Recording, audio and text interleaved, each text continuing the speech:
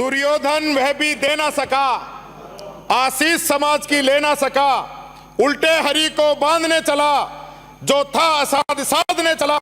जब नाश मनुष्य पे छाता है, पहले विवेक मर जाता है। हमसे पहले भी मुसाफिर कई गुजरे होंगे, हमसे पहले भी मुसाफिर कई गुजरे होंगे, कम से कम राह का पत्थर तो हटाते चलते।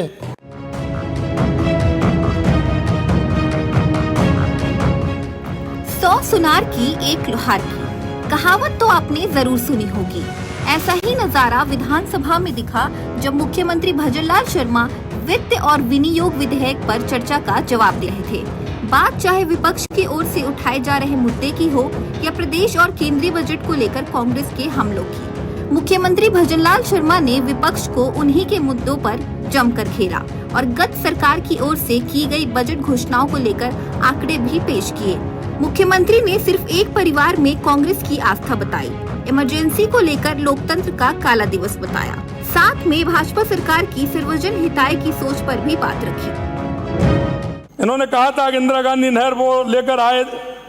मैं नेता प्रतिपक्ष के सामान्य ज्ञान को दुरुस्त करते हुए सदन को याद दिलाना चाहूंगा कि जब रेगिस्तानी इलाके से राहगीर भी नहीं गुजरना चाहते थे, तब बीकानेर के महाराज गंगा सिंह जी ने रेगिस्तान के दौरों को चीरते हुए नहर बनवा दी थी। आजादी के पश्चात सरकार ने इसी प्रोजेक्ट को आगे बढ़ाया। इसका शुरुआती नाम राजस्थान नहर था।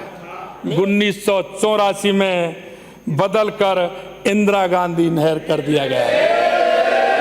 इसी प्रकार से अटल सेवा केंद्रों का नाम राजीव गांधी रख दिया था। अन्नपूर्णा रसोई का नाम अन्नपूर्णा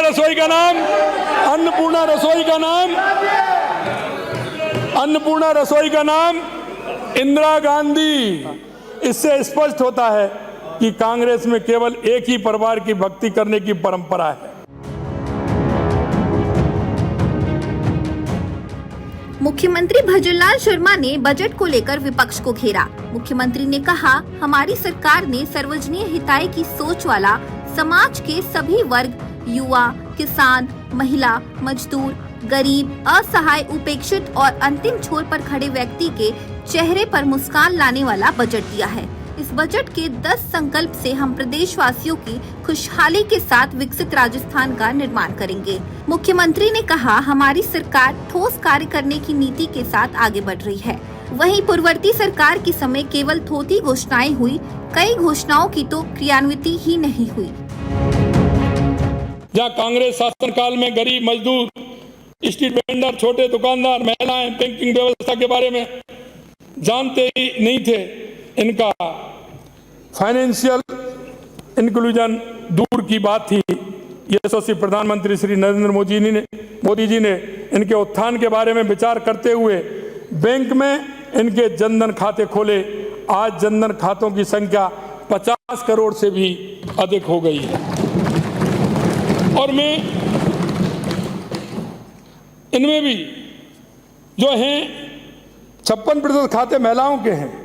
ग्रामीण तथा सेमी अर्बन एरिया में 67% खाते हैं। इन खातों का इन वर्गों के उत्थान में महत्वपूर्ण योगदान रहा है।